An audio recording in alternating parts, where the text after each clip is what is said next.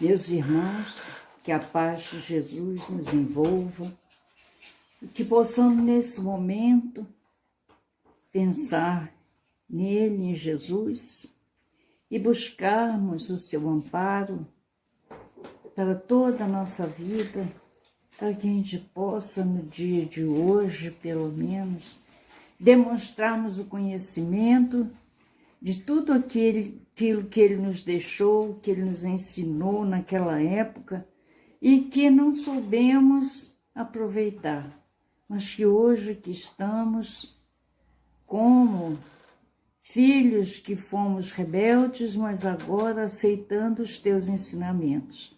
Que a tua paz permaneça com todos nós, hoje e sempre. Graças a Deus. O nosso tema hoje é a porta estreita. E é momento de pensarmos, né? Para que serve uma porta? É para a entrada e saída, né, de um determinado local, de uma determinada situação. Estava lendo o livro No Mundo Maior, e inclusive Calderaro se refere ao médium, falando para André Luiz, que seria uma porta ligando o mundo espiritual ao mundo material, né? Então, a porta é realmente essa passagem em que a gente sai de uma situação e vai para outra. Mas que situação nós queremos? Que vida nós queremos? Nós queremos continuar numa situação de insegurança, como essa que estamos vivendo agora, com tanta pandemia, com essa situação. Às vezes achamos que o coronavírus já acabou, já está indo embora, aí retorna tudo de novo, recomeçam a aparecer os casos, né, de doença, de pessoas que estão sendo internadas às pressas, e os hospitais estão ficando cheios, não tem espaço direito. E por que isso? É porque até hoje nós erramos as portas. Já, inclusive, li uma vez um texto em que se dizia que essa porta estreita, que ela não seria tão estreita assim, que a questão é que nós carregamos conosco malas grandes, malas pequenas, maletas, sacolas, bolsas, mochilas, tudo carregados com os nossos vícios que precisam ser conduzidos, precisam de espaço. E que quando chegamos na porta, é difícil desfazermos de todos esses vícios que carregamos conosco, como o egoísmo, que é a chaga maior da humanidade, o orgulho, a indiferença, a ambição, a inveja e todos os outros que nós carregamos conosco. E que, para nos desfazermos deles, nós temos que usar a reencarnação como um retorno aos caminhos para que a gente conserte tudo aquilo que fizemos de errado, para irmos esvaziando as nossas bolsas. Que a partir do momento que eu começo a amar a Deus sobre todas as coisas e ao próximo como a nós mesmos, eu começo a me desfazer desses entulhos que só nos atrapalham na nossa existência, principalmente espiritual, né? Então, disse Jesus, na passagem do Evangelho, capítulo 18, ele começa falando sobre isso, falando sobre entrem pela porta estreita, pois a porta da perdição é larga e o caminho que ela conduz é espaçoso, e há muitos que por ela entram. Como é pequena a porta da vida, como o caminho que conduz a essa porta é estreito, e como há poucos que a encontram. E tem também a passagem que ele fala sobre a porta, né? Entrem pela porta esquerda, quando a porta estreita, porque é essa porta que vai nos ajudar, porque é aquela porta realmente que força a nossa caminhada, força a nossa elevação, porque temos que nos desprender dos bens materiais, que não são os mais importantes. Nós estamos na existência aqui de passagem. Então, essa situação é possível de ser remediada, desde que a gente realmente se disponha a se desfazer dessas bolsas, dessas situações que carregamos conosco, dessas malas pesadas que carregamos conosco e que não nos dão o sossego que nós queremos, a paz que nós precisamos ter. E percebemos que o mundo está se caminhando para um problema, para uma solução desse problema. Porque essa situação de pandemia é para que a gente se una cada vez mais uns aos outros. E nessa segunda passagem, Jesus fala, inclusive, que aquele que perseverar até o fim será salvo, né? E que a gente precisa mudar realmente as nossas atitudes, né? E no Evangelho, no capítulo 18, no item 5, Kardec coloca o seguinte: a porta da perdição é larga, porque as más paixões são numerosas, e o caminho do mal é frequentado pela maioria. Então, a maioria ainda nesse planeta frequentam a porta larga, que é a porta do mal. É a porta que nos permite entrar com tudo aquilo que nós carregamos.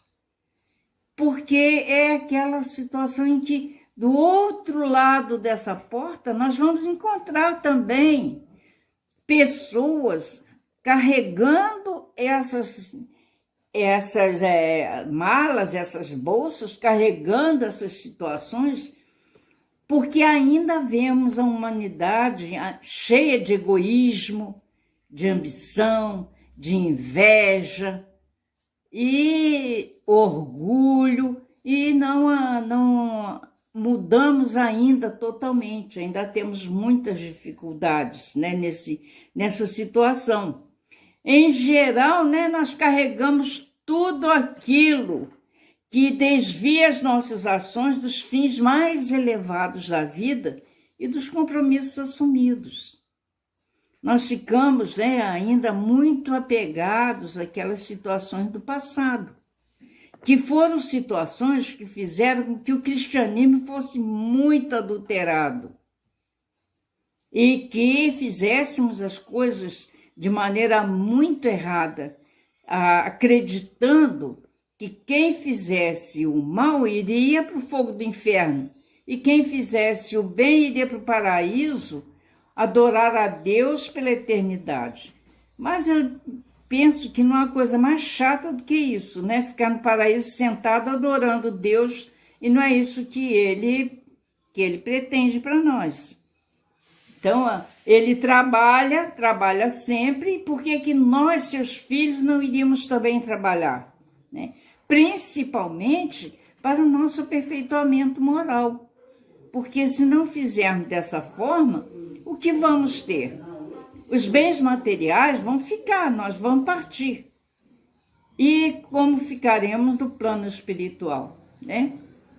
Precisamos acordar para isso, para nos desviarmos de festas mundanas, onde rola de tudo, prazeres, e os prazeres, né, da matéria, essa coisa de gostarmos de certas situações, como, por exemplo, beber a bebida alcoólica, ou fazermos uso de drogas não permitidas, ou o sexo desenfreado, que esses tempos nós estávamos comentando aqui, né, que o sexo é sublime, é uma coisa maravilhosa. Quem disser que é ruim, está mentindo.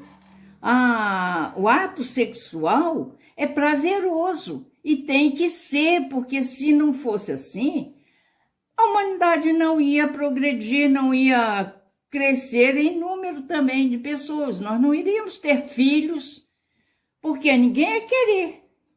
Todo mundo ia fugir. E aí, como que a humanidade ia se perpetuar, né? Em pouco tempo acabaria as pessoas, ninguém ia querer saber mais.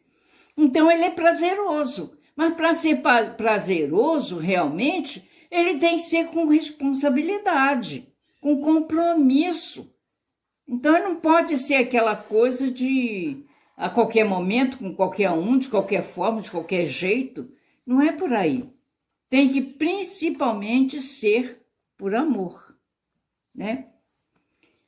A ideia de viver uma única existência faz o homem estar sempre em contradição consigo mesmo e com a justiça de Deus.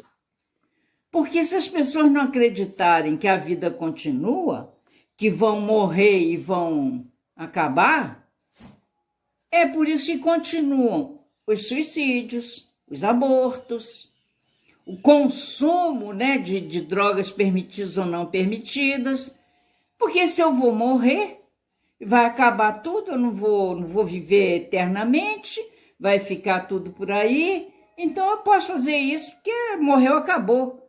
Só que não é assim. Nós sabemos que Deus, na sua infinita misericórdia, não nos daria uma vida só para fazermos o que Jesus fazia.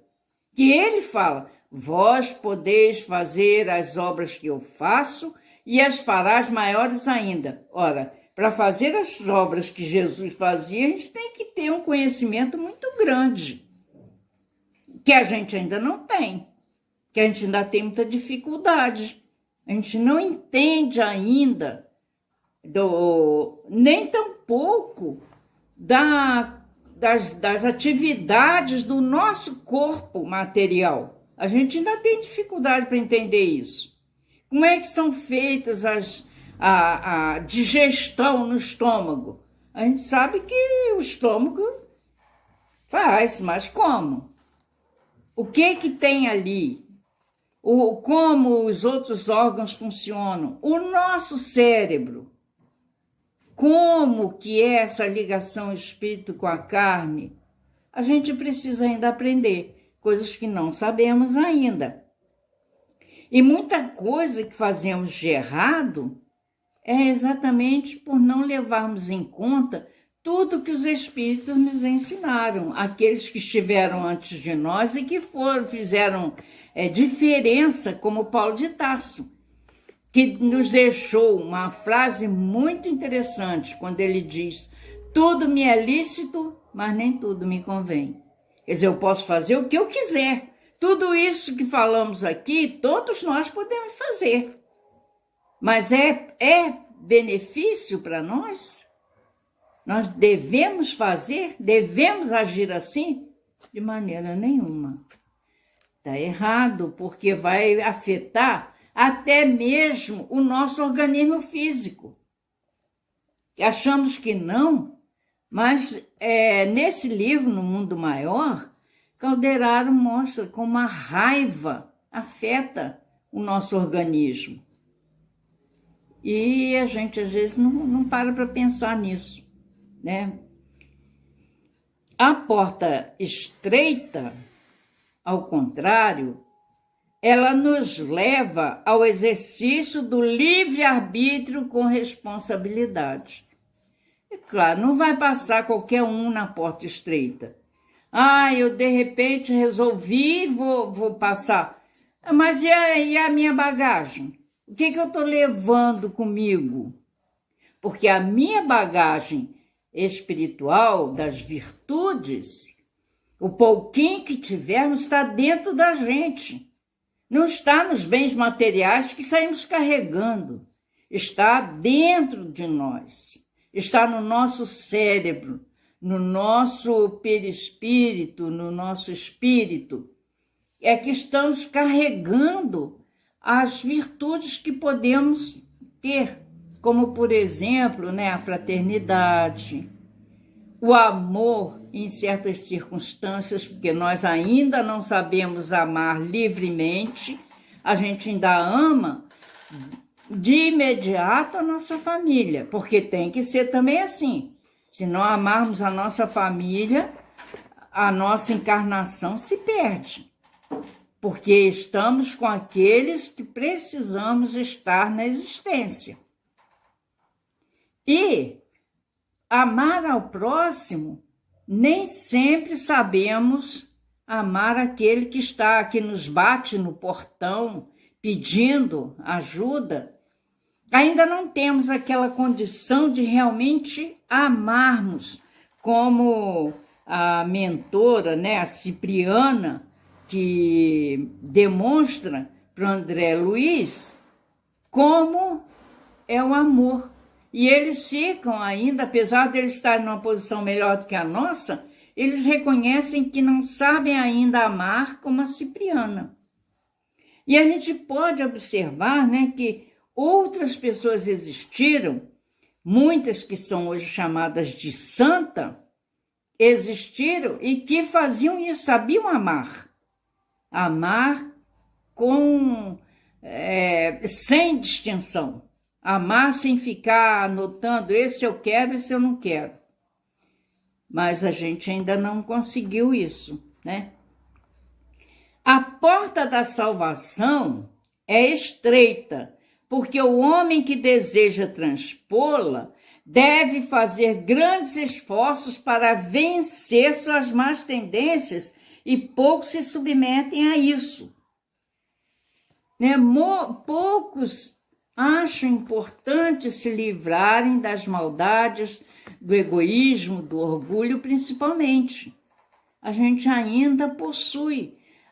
Muitos já em menos condições que outros, mas ainda possuímos. Ainda somos muito egoístas, muito orgulhosos. Ainda temos um tempo grande para conseguirmos nos livrarmos e nos tornarmos espíritos puros, adquirindo o que chamavam de vida eterna.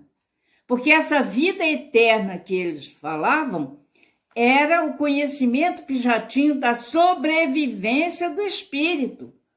E apelavam para a vida eterna, para o desejo da vida eterna, por isso que perguntavam a Jesus: como eu faço para conseguir a vida eterna?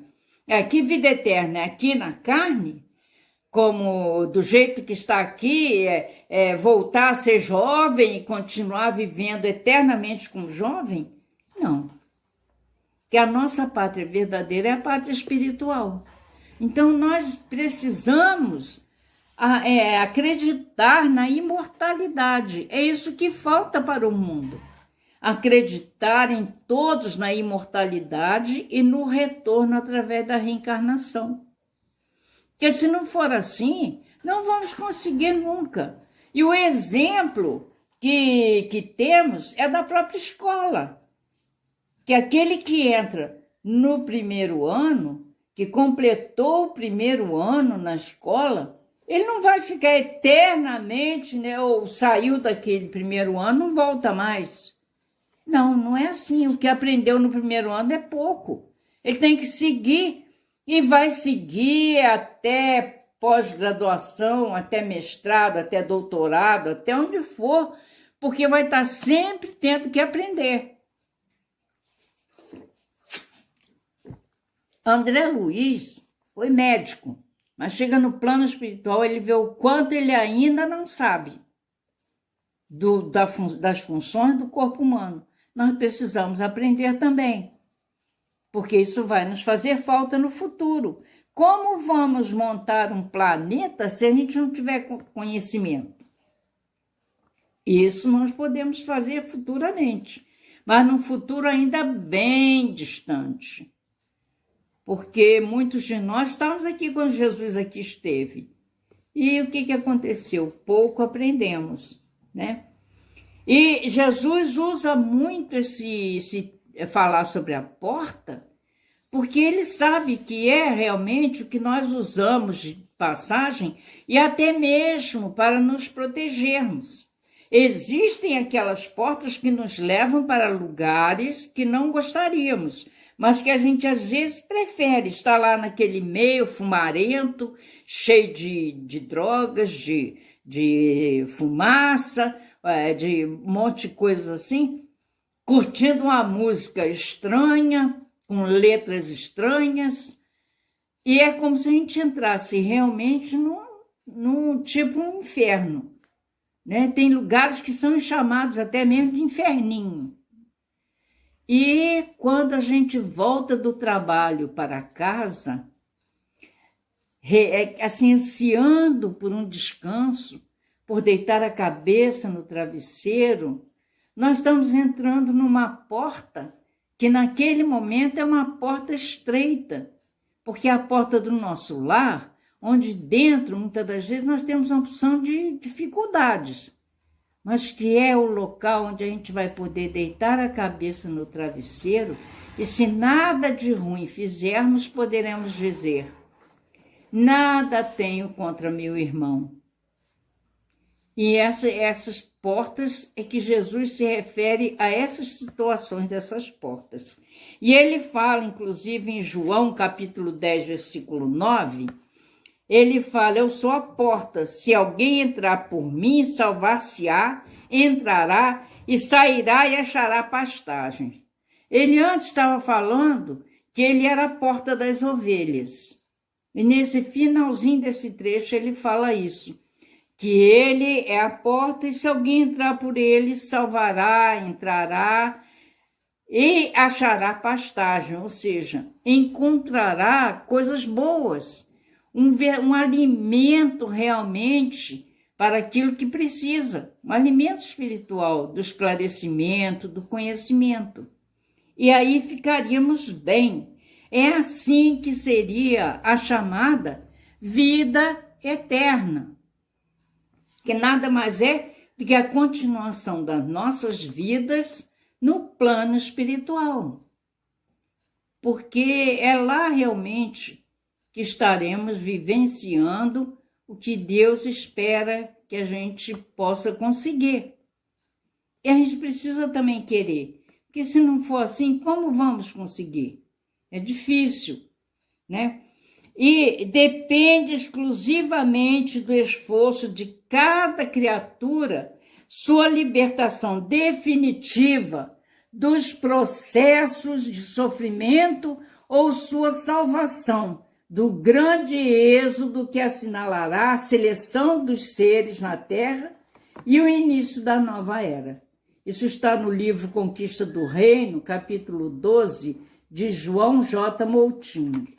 Então, o que ele está falando aqui é os momentos que nós estamos vivenciando. É os momentos em que precisamos estar atentos, porque já estão chegando. Eu costumo dizer que a gente, às vezes, sobe no morro, que nós estamos subindo no morro dos vícios, dos vícios da maldade, e que estamos chegando no ponto culminante, aonde não tem mais como a gente ficar praticando o mal. Então, precisamos descer desse morro para subirmos o morro das virtudes. Porque depois que chegamos no ponto final, não tem saída. Chegou lá em cima. Ou a gente desce, ou senta ali e fica esperando o tempo passar. Mas isso seria bom, a gente fazer isso? A gente sentar e ficar esperando? Não, a gente tem que descer. Descer e procurar subir o morro das virtudes. Que o alto desse morro, quando chegarmos lá na ponta, já seríamos espíritos evoluídos. Aí não precisaríamos mais subir para lado nenhum, e dali nós criaríamos asas da liberdade para voarmos para onde precisarmos, para onde quisermos, para onde nos chamar a bondade de Deus. E a gente não pode mais perder tempo. Já perdemos muito. Já tem mais de 2000 anos que Jesus aqui esteve e a gente ainda está agarrado a esse plano material de uma maneira muito negativa. E a gente está naquele momento de refrear as nossas atividades e seguirmos em frente, né? E Jesus, para concluir, vamos repetir o que Jesus nos disse para que a gente reflita, pense nas dificuldades, naquilo que precisamos vencer. O que eu tenho de errado, né? Vamos fazer como Santo Agostinho nos ensina na lição 1119, que ele fala de conhece a ti mesmo. Então, que a gente possa fazer isso, se deitar no travesseiro e pensarmos o que de mal nós fizemos. Se nós temos alguém aborrecido com a gente, que a gente precisa se refazer e refazer essas nossas atitudes. E, se fizemos o bem, que a gente possa ter a alegria de perceber isso, que finalmente estamos fazendo mais coisas boas do que coisas ruins. Por isso, Jesus tem nos dito: entrem pela porta estreita, pois a porta da perdição é larga e o caminho que ela conduz é espaçoso, e há muitos que por ela entram. Como é pequena a porta da vida, dessa vida eterna. Como o caminho que conduz a essa porta é estreito, e como há poucos que a encontram. Por isso também ele ter dito: muitos serão chamados e poucos os escolhidos. Então, que a gente se esforce para ser um dos escolhidos. Que Jesus nos abençoe, nos ampare, nos dê a força necessária para a gente lutar contra nós mesmos, contra as nossas dificuldades e fazermos o melhor para podermos entrar tranquilamente, despreocupadamente pela porta estreita. Que Jesus nos abençoe. Muito obrigado, muita paz. Graças a Deus.